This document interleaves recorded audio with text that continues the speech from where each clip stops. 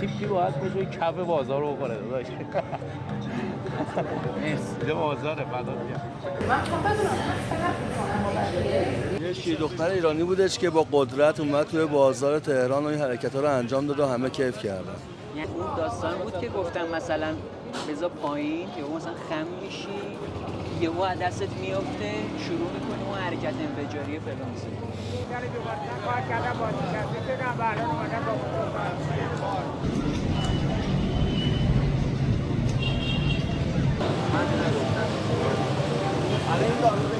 شاید ملت زیاد ندیده باشن ولی کار نوعیه. آره میخوایم ببینیم ریاکت مردم نسبت به کارمون چیه.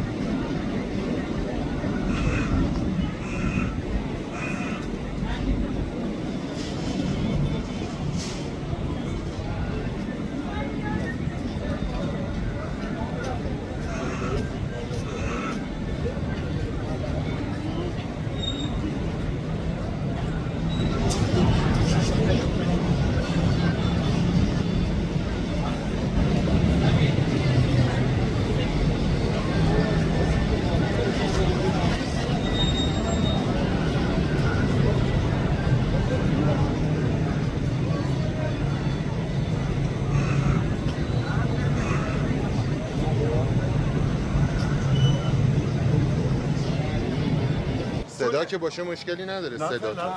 یکی از آهنگای بیژن مرتضوی 6 و 8 رو میذاشته این خانم مثلا میرسید مردم خیلی لذت میبرن و ما مثلا جمعیت زیادی هم ما مثلا دست میزدن و مثلا واسهشون شناخته شده بود. ولی این حرکت چون ناشناخته بود بدونم آهنگ و ساز چیزی هم بود همه فکر میکردن این خانم قاطی کرده داره مثلا یه حرکات عجیب و غریب از خودش در میاره. اگر ما بخوایم بگیم نه همچین چیزی نباشه فکر خودمون رو تحمیل بکنیم به جامعه که چرا همچین چیزی هست یا همچین هنری داره هر نمیشه که نوعاً هنر برگرفته مثلا از هنر فرنگیه ما همچین رقصی رو در ایران نداریم ولی ما مخاطبای زیادی داریم که خب طرفدار این نوع هنر هستن رقص هستن. 30 سال بیمارستان کار کردی 12 سالی داری رو موتور کار میکنی. خدایا من شرمنده‌ام.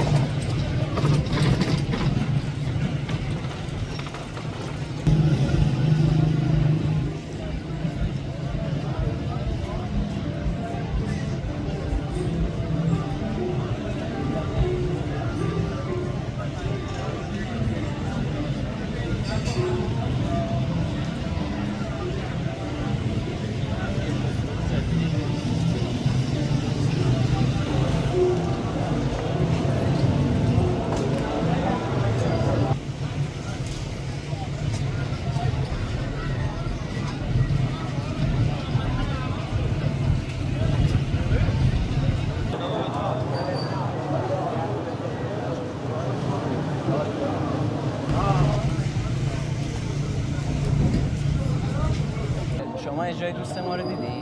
میتونم یه ویدیوی کوچیک ازتون بگیرم؟ نمیشه؟ خیلی ریزم من میتونم چهرهتون رو پخش نکنم. من فکر کردم رقصه. خب من فکر کردم داره میرقصه. برای چیه؟ برای تئاتره؟ یک مدل تئاتر. قشنگ بود. من فکر کردم داره میرقصه. تکراری بود بعدم اومد. هی تکرار میشد منظورت؟ وای این شیشه زده فلان. گفتم نه عزیز من. گفت شیشه زده؟ اون گفت حتما یه چیزی زده، مواد چیزی. گفتم خب این دلیل نمیشه، حالا طرف خواسته خودش یه جور تخلیه کنه. یه آدمی که اینجوریه به نظرتون چشه؟ نه اومده خودش خالی کنه دیگه. ایشالله دیگه جوونامون اینجوری نشن. چجوری نشه؟ اینجوری این چیزش نبود که. یه توقع خیلی هم انرژی به ما داد. یه دختر ایرانی بودش که با قدرت اومد توی بازار تهران و این حرکت‌ها رو انجام داد و همه کیف کردن. یه همچین چیزایی ببینید دوست دارید؟ عالی. آره. خوب بود، جالب بود. یه همچین چیزی ببینید دوست دارید تو بازار؟ مخاطبش هستی؟ میبینی وای میستم نگاه میکنم. دوست داشتی؟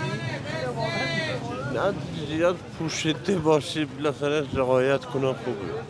نه حالا مثلا فرض کن یه چیزیش بود به نظر چش بود، شیشه زده بود. نه هیچ فیلیپی مشکلی زده هیچ بود. مشکلی نداشته. هنرمندن این دخترها، حمایتشون میکنیم. دم شما گرم، مرسی.